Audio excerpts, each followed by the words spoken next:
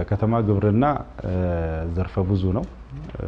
በእርግጥ ይሄ ከተማ ግብርናን የሚያግዙ አካላቶችም አሉ በተለያየ ስራዎች መንግስትም ትኩረት ሰጥቶበት እየሰራ ነው ያለው።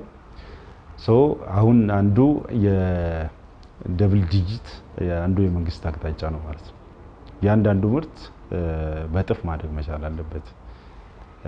ምርቶቻችን ካላደጉ በቀር የምግብ ዋስትናን ማረጋገጥ ስለማይቻል ማለት ነው። ስለዚህ መንግስት በሰጠው አቅጣጫ መሰረት እያንዳንዱ መሬት ጦሙን ማደር መቻል የለበትም። አዲስ አበባውን እየተከተለች ያለችው የግሪን ሌጋሲ አለ።